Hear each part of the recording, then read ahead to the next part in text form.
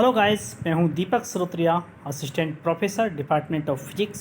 आज के इस लेसन में मैं आपके लिए पढ़ाऊंगा first law of thermodynamics and its application in different processes. ऊष्मागतिकी का प्रथम नियम और इनके एप्लीकेशन डिफरेंट प्रक्रम्स में। तो चलिए चलते हैं सबसे पहले टॉपिक की तरफ। ऊष्मागतिकी का प्रथम नियम। ऊष्मागतिकी का प्रथम नियम क्या होता है? फर्स्ट लॉ ऑफ थर्मोडायनामिक ये ऊर्जा संरक्षण नियम पर ही बेस्ड है पूरी तरह से। भाई उन्हें ऊर्जा ना तो उत्पन्न की जा सकती, ना ही नष्ट की जा सकती है। Energy never produce never destroy. इसको केवल एक फॉर्म से दूसरी फॉर्म में चेंज कर सकते हैं। तो ये संरक्षण का नियम था, तो वही उसी नियम पर ये बेस्ड है।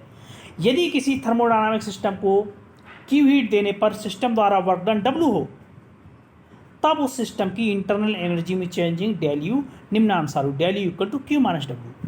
अब भाई क्यू हीट आपने सिस्टम को दी, उसने डब्ल्यू वर्क किया, तो कुछ हीट तो उसकी वेस्ट होगी नहीं। मतलब क्यू ऐसा तो नहीं टोटल वर्क आपने टोटल हीट को वर्क में चेंज कर दिया, नहीं हो सकता ना।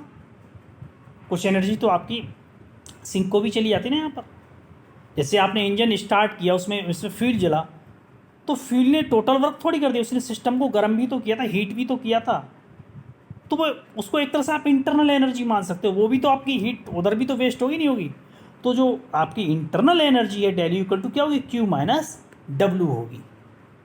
ठीक है, या इसको क्यू लिख कर जो इसका मतलब क्या होगा, Q equal to del U plus W. इसका मतलब क्या है कि जो आपने सिस्टम को हीट दी क्यू, वो सिस्टम की इंटरनल एनर्जी में चेंज हो गई और किस में चेंज होगी, डब्ल्यू में चेंज होगी, वर्क डन में चेंज हो गई।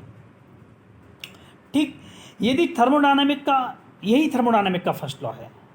यही थर्मोडायनामिक का फर्स्ट लॉ है। इस तरह से यदि किसी सिस्टम को क्यू हीट दी जाए तो उसका कुछ भाग सिस्टम की इंटरनल एनर्जी में वृद्धि मतलब डेल यू करने में, तथा शेष भाग सिस्टम द्वारा वर्क करने में व्यय होगा। मतलब ये आपका दिया हुआ, इस इक्वेशन से आप समझ सकते हैं कि Q equal to del U plus W.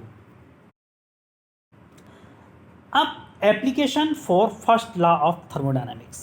देखिए इसके एप्लीकेशंस हैं कुछ, जैसे साइक्लिक प्रोसेस के लिए क्या होगा, जैसा कि मैंने पिछले लेसन में आपके लिए बताया साइक्लिक प्रोसेस, कि इस प्रोसेस में सिस्टम की इंटरनल एनर्जी में कोई चेंजिंग नहीं होती। सीधी सी बात है, अभी पढ़ा था आपने। इस प्रोसेस में सिस्टम की इंटरनल एनर्जी में कोई चेंजिंग नहीं होती, पिछले लेसन में पढ़ा। Then why first law of thermodynamic क्या कहता है, del U equal to Q minus W. और U del U equal to क्या है, जीरो, तो Q minus W equal to क्या होगा, जीरो हो गया। मतलब Q equal to W. System को जो भी आप हीट दोगे साइक्लिक प्रोसेस में, वो टोटल हीट किस में चेंज हो जाएगी, वर्क डन में चेंज होगी। अब करते हैं फोर आइसोलेटेड सिस्टम, मतलब विलग्निका है।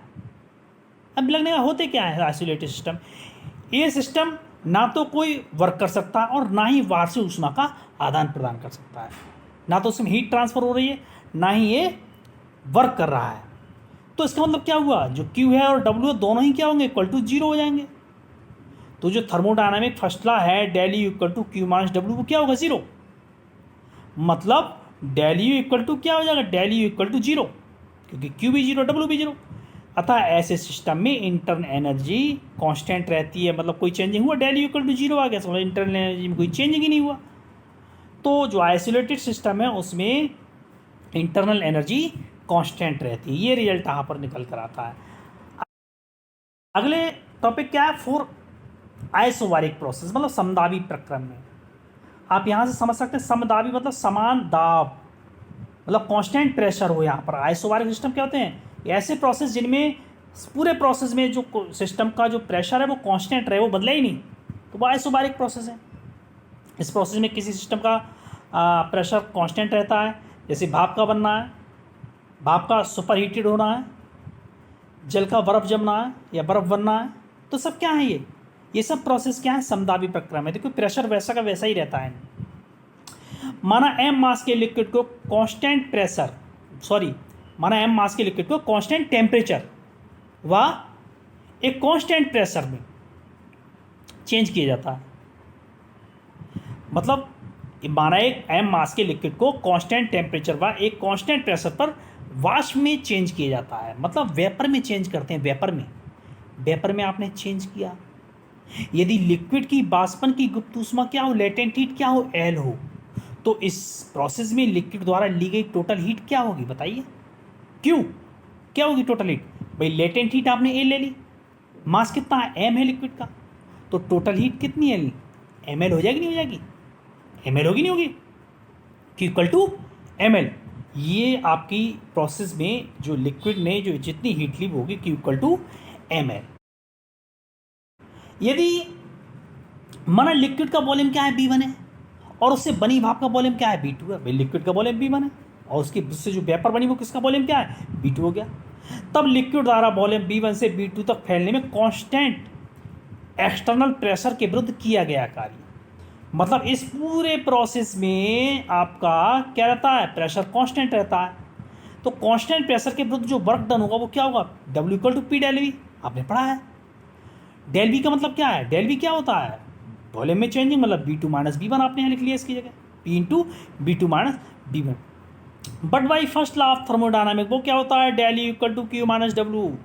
आप वैल्यू यहाँ पर पुटअप करेंगे, Q की वैल्यू क्या है ml और W की वैल्यू ये रही आपकी, W की वैल्यू ये है P, वो आपने अप्लाई कर दिया Q minus W। Del U equal to ml minus P bracket V2 minus V1, या ml को आप यहीं रहने दीजिए, P V2 माइनस V1 को इधर लेके आएंगे डेल U के पास में तो ये प्लस में हो जाएगा, माइनस का इधर आके प्लस का हो गया, तो ml इक्वल टू क्या हो जाएगा, del U plus P bracket V2 minus V1।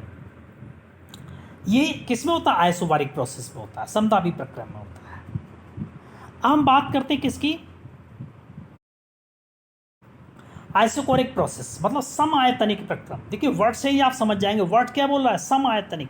इस प्रोसेस में, पूरे प्रोसेस में जो आयतन है, जो वॉल्यूम, वो क्या रहता है, सम रहता है, मतलब समान रहता है, मतलब कांस्टेंट रहता है।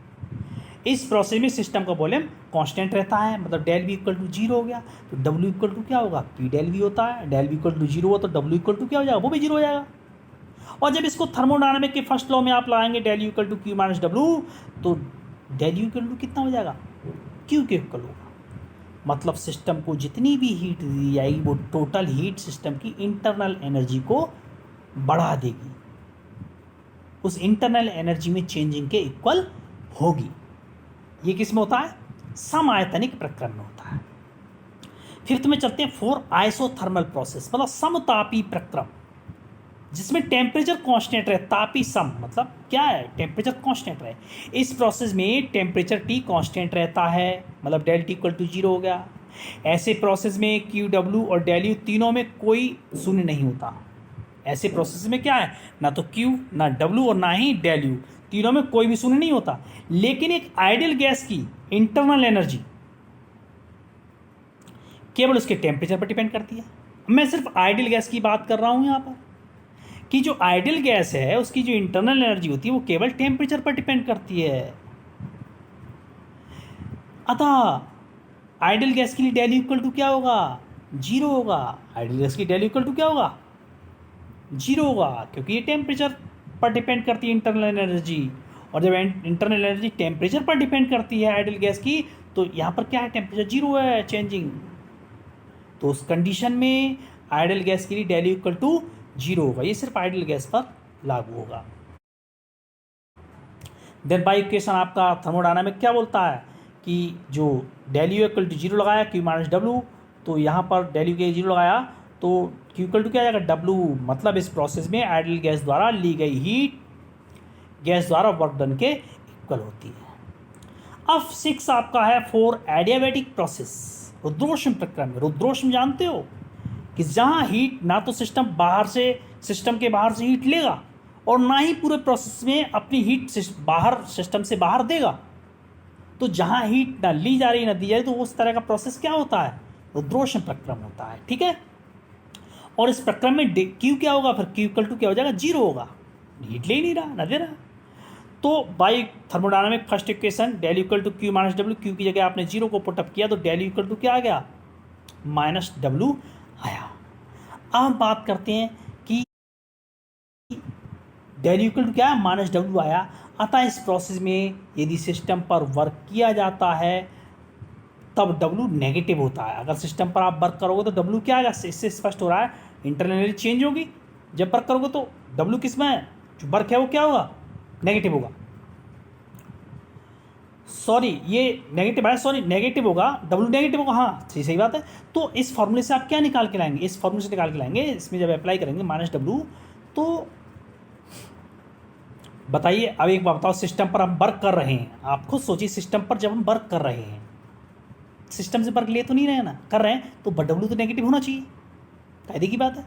और जब सिस्टम वर्क करता है तो इसका मतलब डब्ल्यू पॉजिटिव होगा, आपको काम मिल रहा है अभी। अब आप खुद ही काम कर रहे हो उसके ऊपर, तो डब्ल्यू क्या होगा, नेगेटिव होगा। तो नेगेटिव वर्क जब आप यहाँ पर अप्लाई करेंगे तो del equal to minus minus plus plus हो जाएगा, तो डब्ल्यू आ गया सीधे। अतः सिस्टम की इंटरनल एनर्जी वृद्धि उस पर किए गए वर्क के बराबर होती है, उस पर जो आपने वर्क किया उसके क्या होगी, इक्वल होती है सिस्टम की जो इंटरनल। अब यदि वर्क डब्ल्यू सिस्टम द्वारा किया जाता है, अब आगे बात भाई, तो डब्ल्यू क्या होगा, पॉजिटिव होगा, भी सिस्टम वर्क कर रहा है तो पॉजिटिव वर्क तो है ही, आप थोड़ी कर रहे हो उस पर। देन उस कंडीशन में डेल इक्वल टू क्या होगा, माइनस डब्ल्यू, क्यों डब्ल्यू की जगह आप प्लस डब्ल्यू रखो तो डब्ल्यू ही रहेगा, तो डेल इक्वल टू क्या होगा, माइनस डब्ल्यू। मतलब अतः सिस्टम की इंटरनल एनर्जी में जो इंटरनल एनर्जी उसमें क्या होगी, कमी होगी, जो कि डब्ल्यू के इक्वल होगी, किसके इक्वल होगी, डब्ल्यू के इक्वल होगी। तो ये था आज का टॉपिक।